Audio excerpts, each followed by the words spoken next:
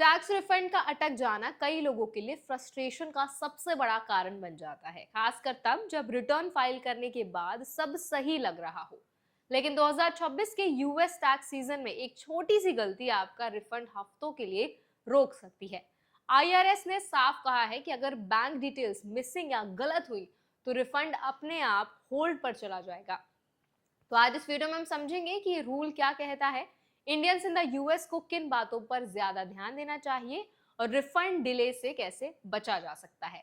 तो चलिए फिर जल्दी से वीडियो को स्टार्ट करते हैं। हाय, मेरा नाम है वर्षा दुबे और आप मुझे देख रहे हैं एनबीटी टेक एड पर। सबसे पहले समझना जरूरी है कि आईआरएस रिफंड प्रोसेस कैसे काम करता है।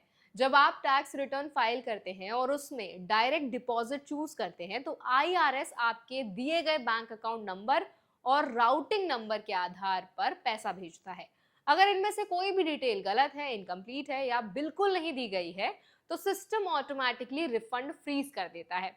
इसका मतलब ये नहीं है कि रिफंड कैंसिल हो गया है, बल्कि ये टेम्पररी रोका जा सकता है जब तक आप सही जानकारी नहीं देते।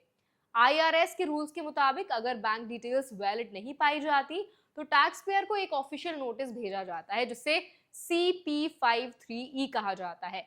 ये नोटिस आपको बताता है कि आपको अपनी बैंकिंग इंफॉर्मेशन अपडेट करनी होगी। ये अपडेट आईआरएस ऑनलाइन अकाउंट के जरिए करनी होती है और इसके लिए लगभग 30 डेज का टाइम दिया जाता है। अगर इस समय के अंदर इंफॉर्मेशन सही कर दी जाती है तो रिफंड डायरेक्ट डिपॉजिट के जरिए आगे प्रोसेस हो जाता है।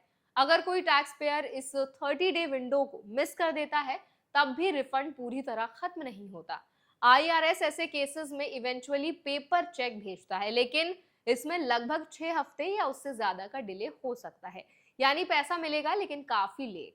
इसीलिए आईआरएस बार बार यही कह रहा है कि डायरेक्ट डिपॉजिट सबसे फास्ट और रिलायबल तरीका है। डायरेक्ट डिपॉजिट की खास बात यह है कि अगर रिटर्न इलेक्ट्रॉनिकली फाइल किया गया हो और बैंक डिटेल सही हो तो रिफंड अक्सर 3 हफ्तों के अंदर मिल जाता है। इसी वजह से आईआरएस और यूएस गवर्नमेंट पेपर चेक से धीरे धीरे दूर जा रही है। इलेक्ट्रॉनिक पेमेंट्स ना सिर्फ फास्ट होते हैं बल्कि लॉस, थेफ्ट और डिलीवरी इश्यूज का रिस्क भी कम करते हैं। टैक्स रिफंड ही नहीं, सोशल सिक्योरिटी जैसे कई गवर्नमेंट पेमेंट्स अब इलेक्ट्रॉनिक मोड पर शिफ्ट हो रहे हैं। इंडियंस इन द यूएस के लिए ये टॉपिक और भी इंपॉर्टेंट हो जाता है। बहुत से इंडियन प्रोफेशनल्स, स्टूडेंट्स और फैमिलीज जॉइंट अकाउंट यूज करते हैं या एम्प्लॉयर लिंक्ड बैंक अकाउंट्स पर डिपेंड रहते हैं। कई बार राउटिंग नंबर गलत फिल हो जाता है या अकाउंट टेम्पररी इनएक्टिव होता है। ऐसे केसेस में डायरेक्ट डिपॉजिट रिजेक्ट हो सकता है और रिफंड होल्ड पर चला जाता है। रूल ये भी कहता है कि अगर financial institution direct deposit accept नहीं करती तो टैक्स पेयर को एडिशनल स्टेप लेने पड़ते हैं। इसमें अकाउंट इंफॉर्मेशन अपडेट करना या एक्सेम्पशन रिक्वेस्ट करना शामिल हो सकता है। जब तक ये प्रोसेस पूरा नहीं होता रिफंड आगे नहीं बढ़ता। इसीलिए फाइलिंग के समय ट्रिपल चेक करना बहुत जरूरी है। आईआरएस ये भी रिकमेंड करता है कि फाइलिंग के समय सिर्फ बैंक डिटेल्स ही नहीं बल्कि पर्सनल डेटा और डिपेंडेंट इंफॉर्मेशन भी पूरी तरह एक्यूरेट हो। Name, spelling, social security number, dependent details, इनमें से कोई भी मिसमैच रिफंड डिले का कारण बन सकता है। इलेक्ट्रॉनिक फाइलिंग और डायरेक्ट डिपॉजिट का कॉम्बिनेशन आईआरएस के हिसाब से सेफेस्ट और फास्टेस्ट ऑप्शन होता है। जो इंडियंस यूएस में हैं और जिनके पास बैंक अकाउंट नहीं है उनके लिए भी रूल साफ है। ऐसे tax payers IRS online account के जरिए पेपर चेक रिक्वेस्ट कर सकते हैं, लेकिन आईआरएस क्लियरली बताता है कि पेपर चेक में प्रोसेसिंग टाइम ज्यादा होता है। इसीलिए अगर पॉसिबल हो तो बैंक अकाउंट ओपन रखना और उसे एक्टिव रखना लॉन्ग टर्म में ज्यादा सेफ है। लीगल राइट्स की बात करें तो टैक्स पेयर का रिफंड तब तक परमानेंटली डिनाई नहीं किया जा सकता जब तक रिटर्न वैलिड है और टैक्स लाइबिलिटी क्लियर है। आईआरएस रिफंड को सिर्फ होल्ड कर सकता है, कैंसिल नहीं कर सकता।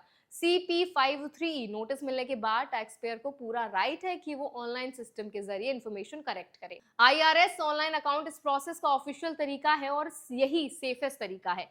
इंडियंस के लिए प्रैक्टिकल एडवाइस यही है कि टैक्स फाइलिंग से पहले बैंक अकाउंट एक्टिव है या नहीं, राउटिंग नंबर सही है या नहीं और अकाउंट नेम रिटर्न से मैच करता है या नहीं, ये सब कंफर्म कर लें। अगर जॉइंट अकाउंट है तो प्राइमरी होल्डर डिटेल्स भी चेक करें।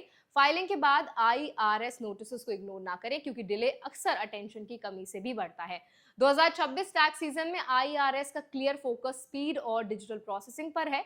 इसका मतलब यह है कि जो लोग सिस्टम के हिसाब से सही जानकारी देंगे उन्हें रिफंड जल्दी मिलेगा और जो लोग छोटी छोटी डिटेल्स मिस करेंगे उनका पैसा सिस्टम में फंसा रह सकता है। तो आई होप ये वीडियो आपके लिए हेल्पफुल रहा होगा।